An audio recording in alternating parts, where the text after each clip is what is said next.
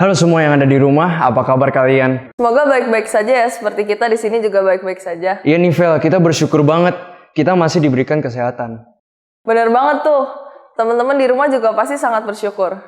Nah, sebelum kita mulai ibadah chapel hari ini, mari kita bersatu dalam doa. Tuhan, terima kasih atas kesempatan hari ini, kami masih bisa berkumpul untuk memuji dan memuliakan nama-Mu. Tuhan berkati hamba-hamba-Mu yang akan melayani agar ibadah chapel hari ini bisa berjalan dengan lancar. Kami serahkan ibadah chapel hari ini hanya dalam nama Yesus Kristus kami berdoa. Amin.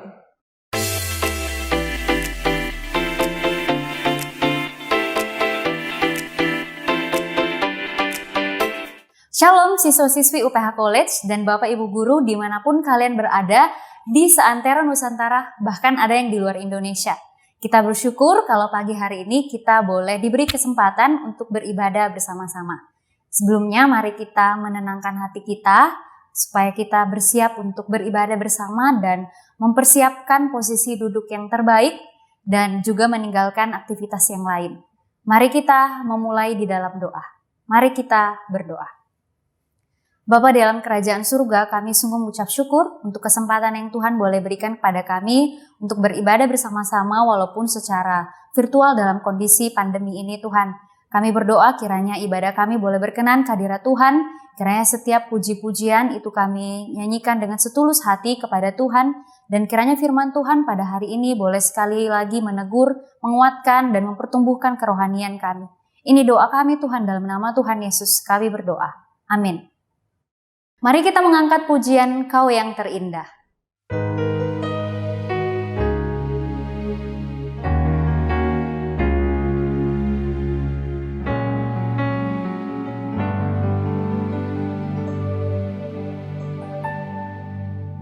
Kau yang terindah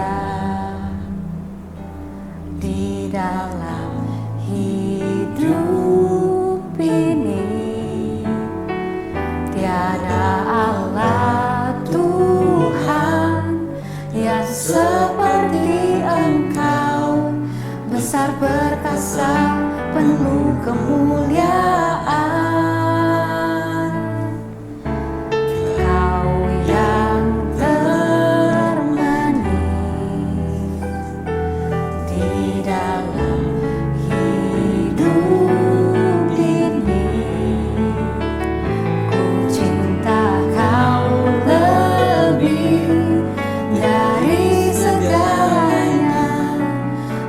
Kasih setiamu kepadaku, ku sembah Kau ya Allahku, ku tinggikan nama-Mu selalu, tiada lutut tak bertelut,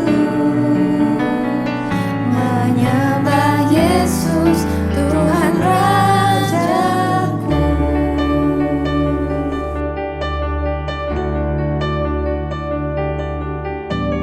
Kau yang termanis di dalam hidup ini, ku cinta Kau lebih dari segalanya, besar kasih setiamu kepadaku, ku sembah Kau ya Allahku, ku tinggikan nama-Mu selalu, tiada lutut tak bertelut, menyembah Yesus Tuhan Rajaku.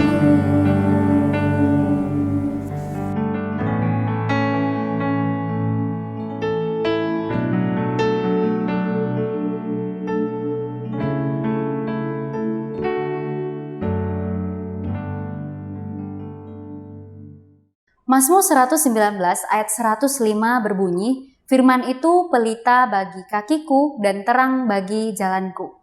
Ketika ibu remaja, ibu pernah benar-benar mempertanyakan apa sih maksud dari ayat ini.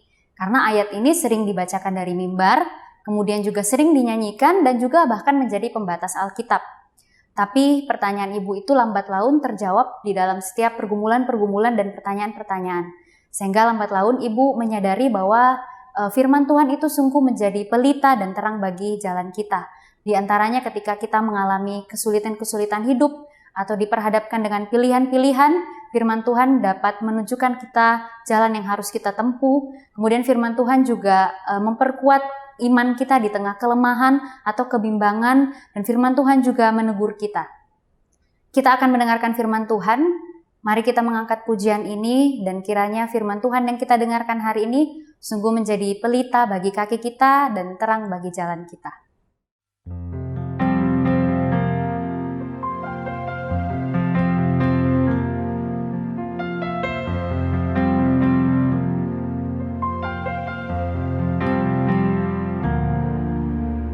Firman-Mu pelita bagi kakiku, terang bagi jalanku. Firman-Mu pelita bagi kakiku, terang bagi jalanku.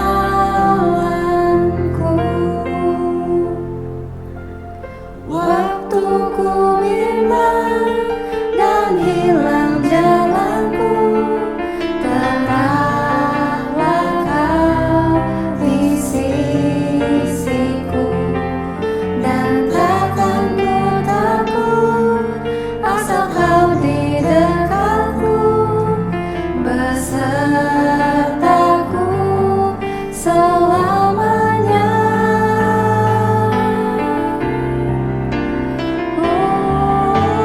Firman-Mu pelita bagi kakiku, terang bagi jalanku.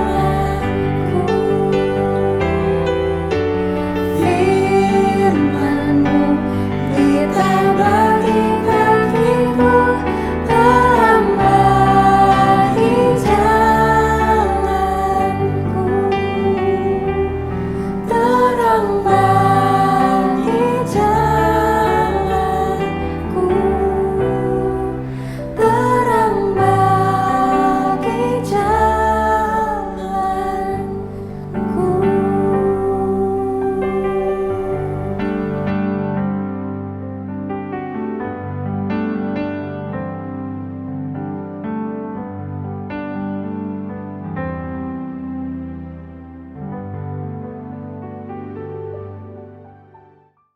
Sebelum kita mendengarkan firman Tuhan, mari kita berdoa.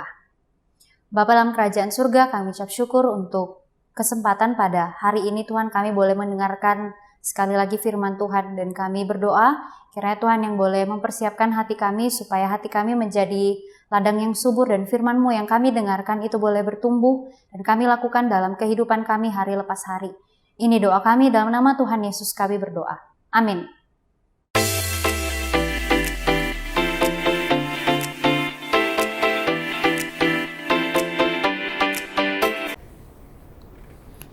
Shalom Bapak Ibu Guru yang terkasih di dalam Tuhan Yesus Kristus. Shalom siswa-siswi sekalian. Kita berjumpa kembali di dalam ibadah chapel kita pada kesempatan minggu ini. Biarlah kiranya firman Tuhan yang kita akan sama-sama dengarkan boleh menjadi penolong bagi kita untuk kita menjalani kehidupan kita hari demi hari. Mari kita tundukkan kepala sebelum kita mendengarkan kebenaran sabda Tuhan. Kita meminta pertolongan Tuhan untuk kita dapat sama-sama memahami apa yang Tuhan kehendaki bagi kita. Kita berdoa. Allah yang Maha Kasih, kami datang kepadamu. Kami mengucapkan syukur atas kasih-Mu yang besar bagi kami. Di dalam kehidupan yang kami jalani hari-hari ini, kami menyadari bahwa kami sebagai anak-anak-Mu tidak luput dari yang namanya kesalahan, tidak luput dari yang namanya dosa. Dan sering sekali di dalam kehidupan setiap kami ketika kami berelasi dengan Engkau, kami menjadi anak-anak yang menuntut Tuhan dengan segala ekspektasi yang kami punya. Di dalam kesempatan kali ini kami mau sama-sama belajar akan kebenaran firman-Mu. Tuhan, menolong setiap kami untuk kami memahami apa yang menjadi maksud-Mu bagi kami. Pakai hamba-Mu, urapi, sehingga kebenaran firman Tuhan yang kami boleh dengarkan pada pagi hari ini menolong kami untuk bertumbuh di dalam kehendak-Mu. Di dalam nama Tuhan Yesus Kristus kami berdoa, kami bersyukur. Amin. Di dalam kesempatan pagi hari ini, saya diberikan tema pelayan yang menuntut. Kita akan sama-sama belajar tentang kebenaran firman Tuhan mengenai pelayan yang menuntut dari kitab Yunus pasalnya yang keempat, ayat 1 sampai dengan ayat yang ke-11. Kitab Yunus pasalnya yang keempat, ayat 1 sampai dengan ayat yang ke-11. Saya akan membacakan untuk setiap kita dan setiap kita boleh membuka Alkitab kita, kemudian mengikuti proses pembacaan ini. Judul yang diberikan oleh Lembaga Alkitab Indonesia, Yunus belajar menginsyafi bahwa Allah mengasihi bangsa-bangsa lain. Tetapi hal itu sangat mengesalkan hati Yunus, lalu marahlah ia. Dan berdoalah ia kepada Tuhan, katanya, "Ya Tuhan, bukankah telah kukatakan itu ketika aku masih di negeriku? Itulah sebabnya maka aku dahulu melarikan diri ke Tarsis. Sebab aku tahu bahwa Engkaulah Allah yang pengasih dan penyayang, panjang sabar dan melimpah kasih setia, serta yang menyesal karena malapetaka yang hendak didatangkannya. Jadi sekarang ya Tuhan, cabutlah kiranya nyawaku, karena lebih baik aku mati daripada hidup." Tetapi firman Tuhan, "Layakkah engkau marah?" Yunus telah keluar meninggalkan kota itu dan tinggal di sebelah timur. Ia mendirikan di situ sebuah pondok dan ia duduk di bawah naungannya, menantikan apa yang akan terjadi atas kota itu. Lalu atas penentuan Tuhan Allah, tumbuhlah sebatang pohon jarak melampaui kepala Yunus untuk menaunginya, agar ia terhibur daripada kekesalan hatinya. Yunus sangat bersuka cita karena pohon jarak itu. Tetapi keesokan harinya, ketika fajar menyingsing, atas penentuan Allah datanglah seekor ulat yang menggerek pohon jarak itu sehingga layu. Segera sesudah matahari terbit, maka atas penentuan Allah bertiuplah angin timur yang panas terik, sehingga sinar matahari menyakiti kepala Yunus. Lalu rebahlah ia lesu dan berharap supaya mati, katanya, "Lebih baik aku mati daripada hidup." Tetapi firman Allah kepada Yunus, "Layakkah engkau marah karena pohon jarak itu?" Jawabnya, "Selayaknya aku marah sampai mati." Lalu Allah berfirman, "Engkau sayang kepada pohon jarak itu, yang untuknya sedikit pun engkau tidak berjerih payah, dan yang tidak engkau tumbuhkan, yang tumbuh dalam satu malam dan binasa dalam satu malam pula. Bagaimanakah tidak aku akan sayang kepada Niniwe, kota yang besar itu, yang berpenduduk lebih dari 120.000 orang, yang semuanya tak tahu membedakan tangan kanan dari tangan kiri, dengan ternaknya yang banyak." Sampai sedemikian jauh pembacaan firman Tuhan. Berbahagialah setiap kita yang mendengarkan, memelihara, serta melakukannya di dalam kehidupan kita. Bapak, Ibu guru dan siswa-siswi yang terkasih di dalam Tuhan Yesus Kristus, ketika kita melihat ke dalam kitab Yunus, kita menemukan keunikan kitab ini. Kitab ini berbeda dari kitab nabi-nabi yang lainnya di dalam Alkitab. Fokus dari nabi-nabi yang lain itu kepada nubuatan daripada sang nabi. Tetapi pada kisah Nabi Yunus, kitab Yunus ini menceritakan kepada kita tentang kisah daripada sang nabi itu sendiri. Keunikan yang lain yang dapat kita lihat, Jika nabi-nabi yang lain itu diutus untuk bernubuat di negerinya sendiri, walaupun beberapa nabi seperti Yesaya itu bernubuat tentang bangsa-bangsa lain, tetapi itu dilakukan di negerinya sendiri. Tetapi Yunus diutus untuk bernubuat di negeri musuh mereka. Yunus diutus oleh Allah ke Niniwe. Niniwe merupakan satu kota yang besar. Niniwe adalah ibu kota daripada kerajaan Asyur. Pada waktu Yunus hidup, bangsa Asyur ini merupakan bangsa yang begitu luar biasa. Bangsa yang berjaya. Bangsa yang sanggup untuk menaklukkan bangsa-bangsa yang ada di sekitarnya. Dan di dalam sejarah kita melihat bahwa bangsa ini menaklukkan kerajaan utara itu pada tahun 722 sebelum Masehi. Kerajaan Asyur adalah kerajaan yang begitu kejam, begitu keras dari masa lalu. Kerajaan ini sering mencatatkan hasil kemenangan mereka di dalam tulisan-tulisan. Mereka berbangga dengan seluruh pencapaian yang mereka dapatkan.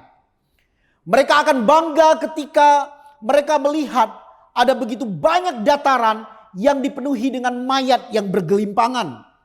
Mereka akan begitu bangga ketika kota-kota itu mereka bakar dan ratakan dengan tanah. Mereka adalah bangsa yang dikenal dengan penyiksaannya yang kejam di masa lalu. Mereka dikenal sebagai bangsa yang melakukan mutilasi. Mereka bangsa yang melakukan pemenggalan.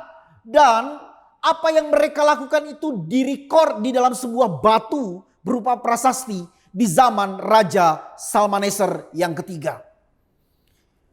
Musuh-musuh yang mereka tangkap itu dipotong kedua kakinya. Kemudian musuh yang mereka tangkap juga selain dipotong kakinya, dipotong satu tangannya. Dengan tujuan satu tangan lain akan menjabat tangan daripada musuh yang menaklukkan, yaitu mereka sendiri. Kemudian apa yang mereka lakukan lagi? Kepala musuh yang dipenggal itu harus dibawa oleh keluarganya dan kemudian dibawa berarak keliling kota. Kamu bisa bayangkan kalau itu adalah keluarga kita yang kemudian kepalanya itu harus kita bawa keliling kota. Itu dilakukan oleh Asyur. Belum lagi bagaimana mereka mencabut lidah para tahanan. Ya, mereka menarik tubuh tahanan sehingga terlepas, tangannya diikat, ditarik dengan kuda sehingga terlepas. Mereka juga ya akan menguliti tahanan mereka hidup-hidup. Dan mayat daripada tahanan itu akan dipertontonkan di tembok-tembok kota. Kalau kita bisa bilang, bangsa Asyur ini adalah bangsa yang kita bisa kategorikan sebagai teroris. Setiap tindakan yang mereka lakukan itu kejam sekali secara kemanusiaan. Nah, di dalam Yunus pasal 1 kita melihat bahwa Allah memberikan perintah kepada Yunus. Untuk apa? Untuk Yunus pergi ke Niniwe menyerukan penghakiman Tuhan atas Niniwe. Dan Yunus tahu kalau bangsa ini berbalik dan bertobat, pasti nanti Tuhan akan menunjukkan belas kasihannya kepada bangsa ini.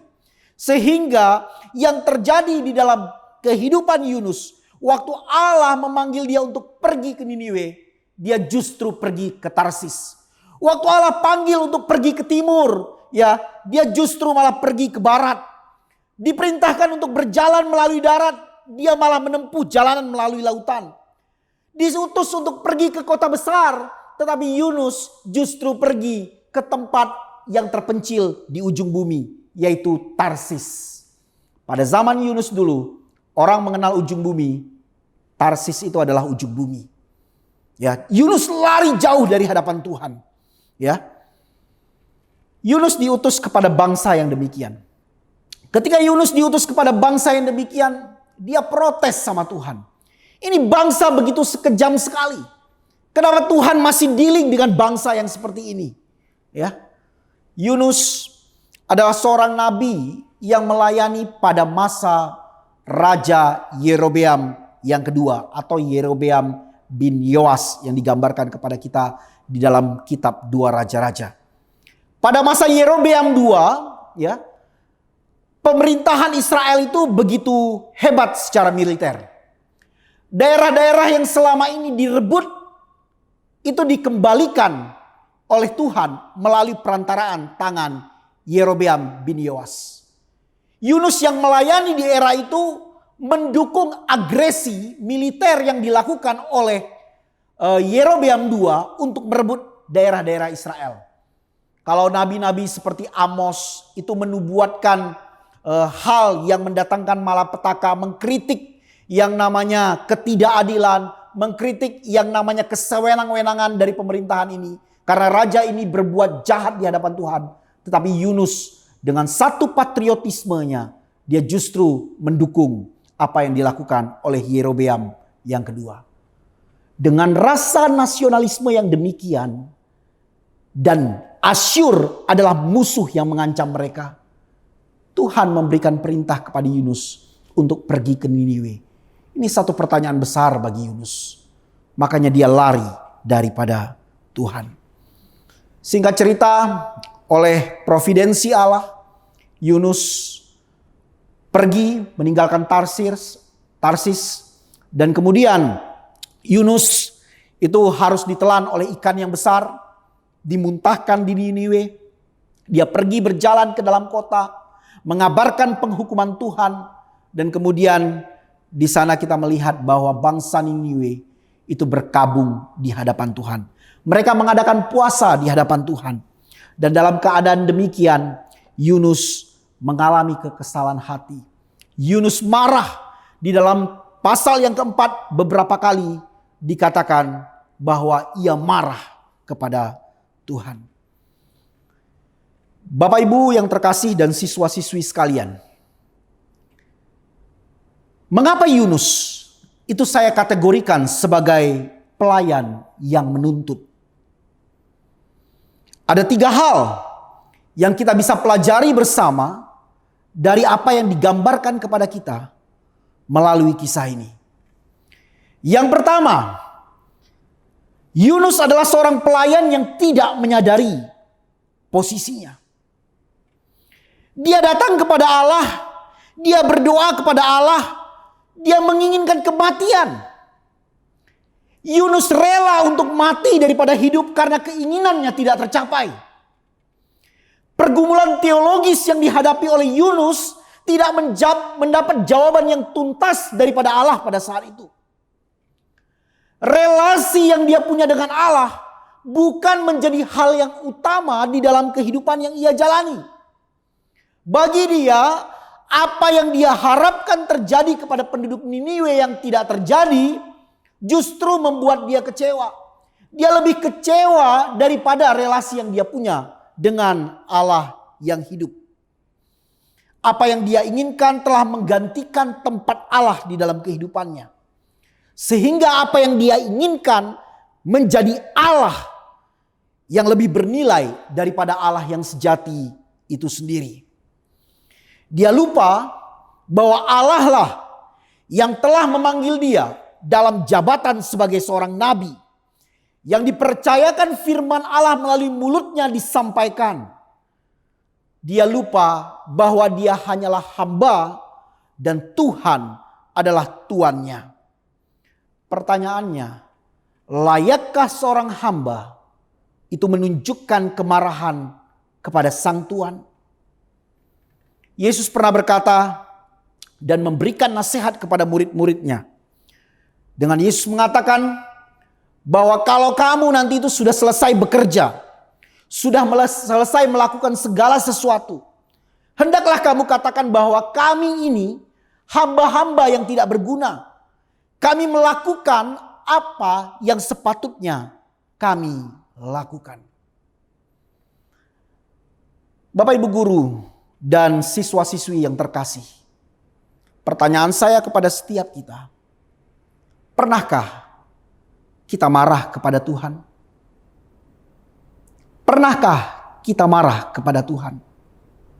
Di dalam relasi yang kau punya dengan Tuhan, tentu dalam relasi tersebut ada pasang surut.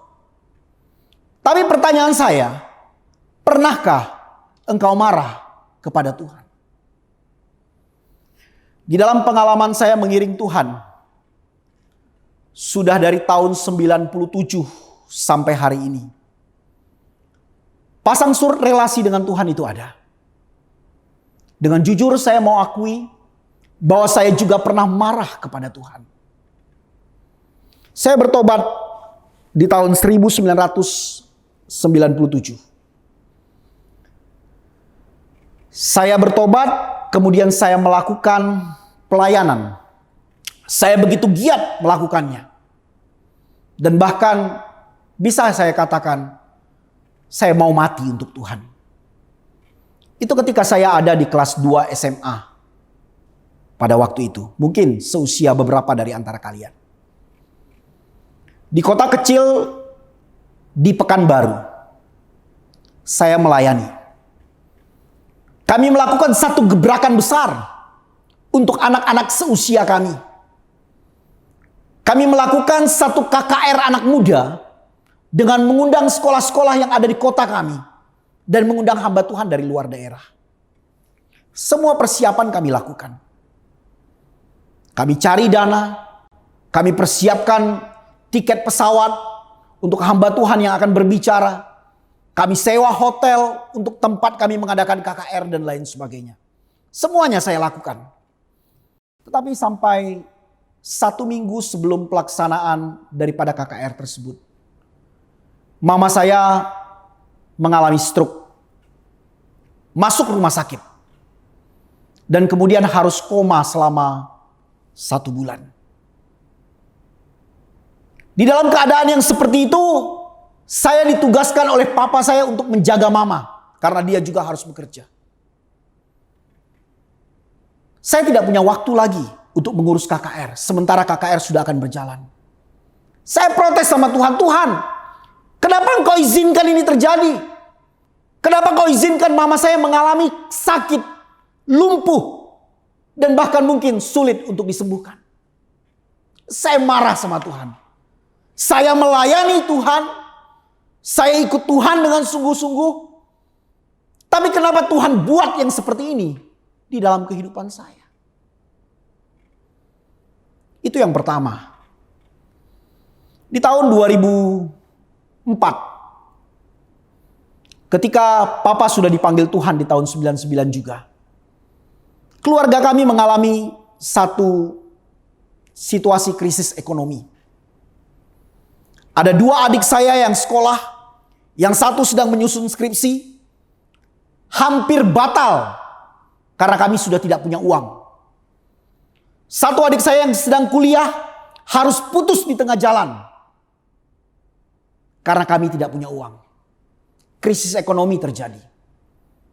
Kemudian saya tanya sama Tuhan, Tuhan, ketika saya selesai dari sekolah teologi, saya mencemplungkan diri ke ladang Tuhan. Saya tidak pikirkan soal uang. Saya tidak mengejar materi. Saya sungguh-sungguh mencari Tuhan. Tetapi justru kenapa kesulitan ekonomi itu menimpa keluarga saya. Saya sudah sungguh-sungguh melayani Engkau. Tetapi kenapa ini terjadi? Tahun 2009. Saya bersama teman-teman itu melayani anak-anak muda. Tetapi pelayanan tersebut harus hancur. Karena ada salah satu dari pembina itu jatuh di dalam dosa homoseksual. Kemudian beliau menghasut di dalam itu sehingga pelayanannya hancur bubar. Dan saya bertanya sama Tuhan, Tuhan kenapa ini harus terjadi? Tahun 2013, mama saya Tuhan panggil pulang. Mama yang saya kasihi. Saya tanya sama Tuhan, kenapa ini harus terjadi? Mungkin saya bingung. Di dalam setiap problema hidup yang terjadi, saya tidak mengerti apa maksudnya Tuhan. Hal tersebut ada di dalam area misteri bagi saya. Saya tidak memahami gambaran utuh dari apa yang Tuhan mau kerjakan di dalam kehidupan saya. Tetapi hari ini, ketika saya memikirkan, pantaskah saya marah kepada Tuhan? Sama seperti Yunus marah kepada Tuhan. Saya lihat dari fase perjalanan hidup yang telah saya ceritakan tadi. Tuhan sedang membentuk anak-anaknya. Tuhan sedang membentuk hamba-hambanya. Mungkin hal yang begitu pahit, hal yang begitu menyedihkan, hal yang begitu membuat kita tidak tahu kepada siapa kita harus berseru. Hal-hal tersebut Tuhan pakai untuk membentuk hamba-hambanya. Di situ saya menyadari, Bapak Ibu guru dan siswa-siswi terkasih, kita adalah hamba-hamba Allah. Dialah tuannya. Pertanyaan saya, beranikah engkau mempercayakan kehidupanmu sepenuhnya kepada Dia dan bukan menuntut Dia? Yang kedua, yang kita dapat pelajari dari kisah Yunus ini. Yunus adalah seorang pelayan yang egois. Itu alasan kenapa saya mengatakan bahwa Yunus dapat dikategorikan sebagai pelayan yang menuntut. Ia seorang nabi, tapi nabi yang egois. Di dalam pasal yang kedua kita menemukan bahwa Allah baru menyelamatkannya dari perut ikan. Hamba Tuhan ini sudah melarikan diri dari hadapan Tuhan, tapi belas kasihan Tuhan masih dicurahkan baginya. Terlalu sulit bagi Yunus untuk menerima jika kebaikan Allah itu ditunjukkan kepada orang lain selain daripada dirinya dan juga bangsanya. Sering sekali di dalam relasi yang kita bangun dengan Tuhan, kita sama seperti Yunus. Kita sering menjadi manusia-manusia yang egois di dalam kehidupan kita. Kita hanya memikirkan kepentingan diri kita sendiri.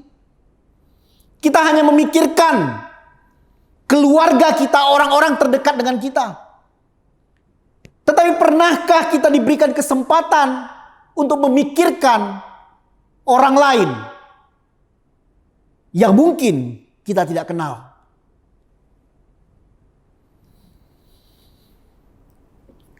Saya beri contoh. Selama pandemik ini, sebagai orang Batak, itu saya mengikuti kegiatan pesta dari orang Batak. Kalau dulu makanan itu disajikan di piring, ya, sekarang itu dikasih di dalam bentuk kotak-kotak begitu. Sudah ada nasi, daging, sayur, pisang, aqua, semuanya sudah ada di dalam satu dus. Nah, ada beberapa kebiasaan yang saya lihat di dalam pesta kami orang Batak, ya. Itu kalau sebelum pandemik, ketika piring makanan itu datang, misalnya daging, ya, ibu-ibu tertentu itu sudah mempersiapkan plastik, ya, yang kemudian daging itu dimasukkan untuk dirinya. Nanti kemudian datang lagi, masuk lagi, ya. Sekarang saya pikir hal tersebut akan berhenti. Ternyata ketika nasi kotak itu datang, nasi kotaknya dimasukin ke dalam tas. Ngaku belum dapat. Ini egoisnya manusia. Ya. Kalau di dalam kehidupan di rumah misalnya, waktu saya kecil kami sama-sama dibelikan sepatu. Merek sepatu zaman saya itu namanya Eagles. Mungkin Bapak Ibu yang seangkatan dengan saya itu tahu tuh sepatu. Ya, yang bisa kalau diginiin bisa bunyi begitu ya. Nah, dibelikan sepatu oleh orang tua, saya dengan adik saya yang laki-laki sama-sama dibelikan sepatu yang sama. Entah bagaimana adik saya itu kalau jalan selalu ya sepatu itu bergesekan dengan aspal. Akhirnya tapaknya itu tipis. Ya, dan cepat rusak. Tidak sampai 1 tahun akademik dia sudah harus ganti sepatu lagi. Sementara sepatu yang saya pakai itu masih tetap bagus. Kemudian mama saya memutuskan untuk membelikan dia sepatu yang baru. Saya sebagai seorang anak, ini masih bersaudara, kadang ada perasaan egois muncul. Kenapa dia harus beli sepatu baru lagi ya? Padahal kan kami sama-sama dibelikan sepatu baru. Kita iri. Kita hanya mau memikirkan diri kita sendiri. Atau di dalam kehidupanmu hari ini, seorang anak pernah cerita. Saya jengkel sekali dengan koko saya. Handphone cepat sekali rusak dengan dia. Padahal handphone dibelikan merek yang sama. Saya bisa jaga itu barang dengan baik. Tetapi entah kenapa papa mama itu selalu belikan dia. Akhirnya engkau akan melihat dirimu, engkau akan mengasihani dirimu. Ternyata saya tidak diperhatikan oleh orang tua saya. Yunus demikian egois. Dia melihat kepentingan dirinya sendiri. Dia tidak melihat urgensi daripada Allah mau menyelamatkan Niniwe. Dia merasa kenapa Allah harus menyelamatkan bangsa yang begitu kejam. Bangsa yang membunuh bangsa-bangsa lain dengan begitu hebat. Bangsa ini yang akan menjadi ancaman bagi Israel sendiri. Justru yang kami ini yang harus diselamatkan. Kami ini yang harus diangkat oleh Allah. Kisah yang egois juga kita bisa lihat ya. Dari kisah anak yang hilang. Timothy Keller di dalam bukunya Prodigal Prophet. Dia melihat bahwa kisah Yunus ini tidak ubahnya sama seperti kisah anak yang hilang. Anak yang hilang bukan hanya berbicara si bungsu yang terhilang, tetapi juga si sulung yang terhilang di dalam rumah bapaknya. Ketika bapaknya membagi harta warisan, sepertiga diberikannya kepada anaknya yang bungsu dan kemudian dipakai untuk berpesta pora di sana. 2/3 digunakan oleh papa dan anaknya yang sulung di dalam rumahnya. Ketika papanya menggunakan kekayaannya tersebut ya untuk menyambut kedatangan adiknya yang telah menghabiskan harta mereka. Si sulung protes kepada papanya. Seolah-olah ya apa yang dia sudah dapatkan di rumah bapaknya tidak cukup bagi dia. Ketika papanya menggunakan kekayaan itu untuk si bungsu, si sulung tidak bisa terima. Kembali self-centered, egoisme itu muncul di dalam diri si sulung. Bapak Ibu guru dan siswa-siswi yang terkasih. Sering sekali sikap egoisme ini tidak kita sadari hadir di dalam kehidupan kita. Pada saat di dalam hidup yang kita jalani, kita lebih mementingkan diri kita daripada orang-orang yang ada di sekeliling kita. Coba tanyakan di dalam kehidupanmu, seberapa besar engkau memiliki sikap egois ini? Contoh paling gampang. Ketika gurumu meminta engkau untuk melakukan tugas kelompok. Dan kemudian gurumu katakan, saya mau kamu yang pilih kelompoknya. Saya tidak akan bagi kamu di dalam kelompok. Satu kelas ini bagi dalam 5 kelompok, kalian bertanggung jawab untuk memilih anggotanya. Sering sekali yang pintar itu akan berkumpul dengan yang pintar. Yang kurang pintar akan berkumpul jadi satu. Ya. Yang pintar ketika digabungkan dengan yang tidak ya atau yang kurang pintar sering sekali tidak mau. Atau yang pintar digabungkan dengan yang malas, nggak mau lagi. Ya. Kalau bisa cepat-cepat saya dapat kelompok yang terbaik. Saya nggak pusing teman-teman nggak dapat kelompok. Yang penting saya dapat kelompok. Kita kadang dengan gampang mengembangkan sikap egois di dalam interaksi kita. Terutama di dalam interaksi kita dengan sesama. Yang ketiga, mengapa Yunus dapat dikategorikan sebagai pelayan yang menuntut? Saya sebut Yunus adalah pelayan yang tidak sensitif. Ia begitu peka dengan kepentingannya sendiri. Kita lihat ketika Allah mengizinkan pohon jarak itu tumbuh dan dia dapat berteduh di bawah pohon jarak itu. Kepalanya tidak tersengat dengan matahari yang begitu terik di Niniwe.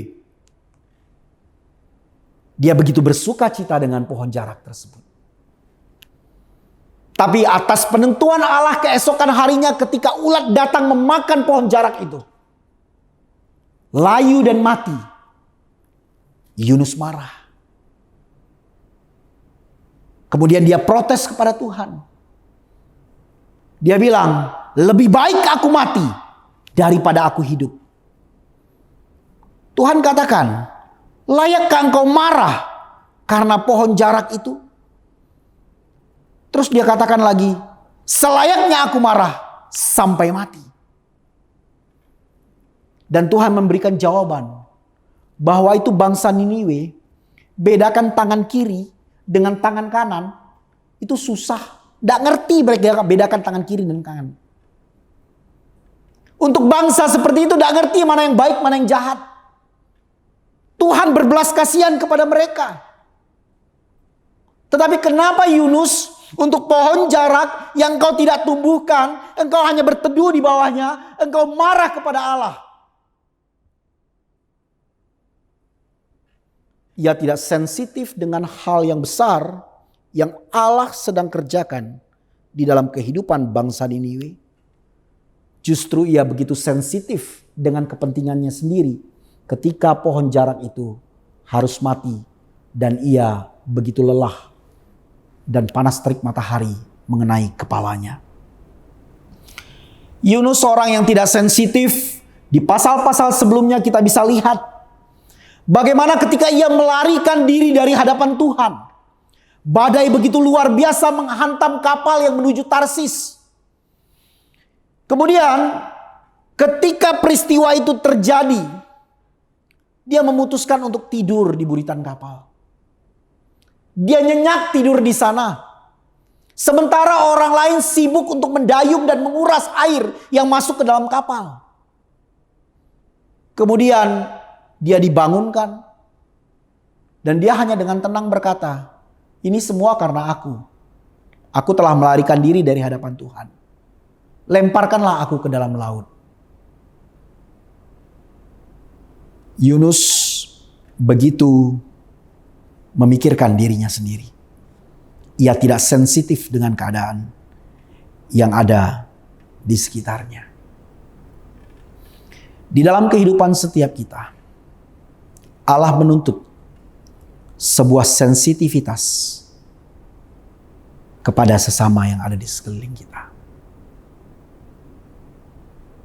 Sudahkah kita begitu peka akan kebutuhan sesama kita?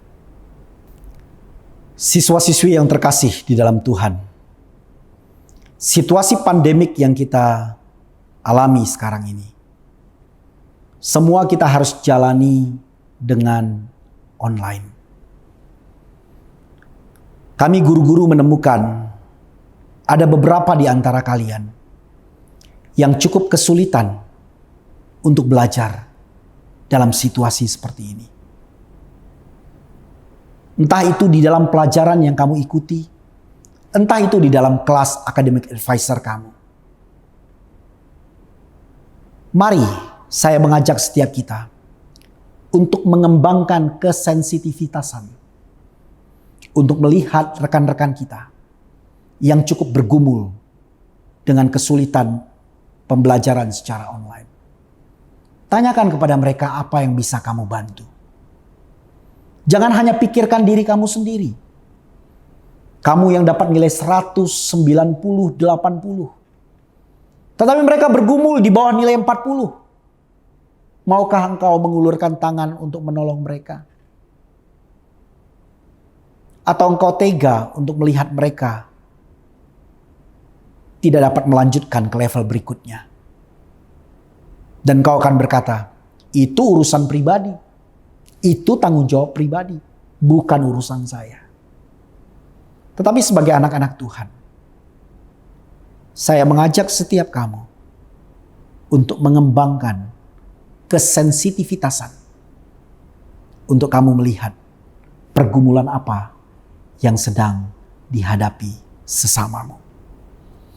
Di dalam situasi pandemik COVID seperti sekarang ini, Bapak Ibu dan siswa-siswi sekalian, kita tahu ini situasi yang tidak mudah. Sering sekali di dalam situasi seperti ini, banyak tuntutan-tuntutan yang kita berikan. Tetapi mari kita duduk sama-sama dan berpikir, siapa sesungguhnya kita? Kita adalah pelayan-pelayan, kita adalah anak-anak Tuhan yang harus menjadi contoh, yang harus menunjukkan sikap yang berbeda ketika kita diperhadapkan dengan situasi yang demikian. Sadari posisimu siapa di hadapan Tuhan. Jangan jadi orang-orang yang egois, yang hanya sibuk memikirkan diri sendiri. Dan kembangkan kesensitifan untuk engkau melihat siswa-siswi yang kamu ajar, guru-guru kamu yang mengajar, teman-teman kamu yang bergumul di dalam kesulitan belajar. Biar kebenaran firman Tuhan pada kesempatan pagi hari ini menolong kita untuk menjadi manusia yang unggul di hadapan Tuhan. Mari kita berdoa. Kami berterima kasih untuk sabda-Mu. Biarlah firman-Mu menjadi pengingat bagi kami, untuk kami bertindak dengan hati-hati di tengah berbagai peristiwa yang terjadi. Kami jangan menjadi angkatan yang bengkok, yang hanya menuntut Allah, yang marah kepada Allah, tetapi kami tidak melihat apa sesungguhnya rencana Allah, rancangan Allah. Baik rancangan yang besar untuk dunia ini, maupun rancangan Allah yang hendak Allah kerjakan secara pribadi di dalam kehidupan kami. Hamba telah selesai berbicara, Tuhan materaikan firman-Mu di dalam hati setiap kami. Dalam nama Tuhan Yesus Kristus kami berdoa. Amin. Gimana Vel, lo merasa terberkati gak setelah mengikuti ibadah hari ini? Iya, pastinya dong. Teman-teman di rumah juga pasti merasa terberkati. Sebelum kita mengakhiri ibadah chapel hari ini, mari kita bersatu dalam doa. Tuhan, terima kasih karena kami dapat bisa mengikuti ibadah hari ini. Sekarang kami akan melanjutkan dengan aktivitas kami masing-masing. Tolong berkatilah aktivitas yang kami lakukan agar kami dapat melakukannya semua di dalam nama-Mu ya Tuhan. Dalam nama Tuhan Yesus kami berdoa. Amin.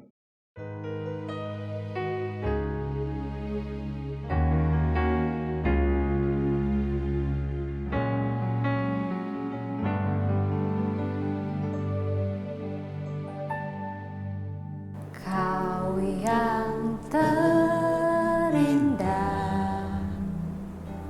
di dalam hidup ini, tiada Allah Tuhan yang seperti Engkau, besar perkasa penuh kemuliaan.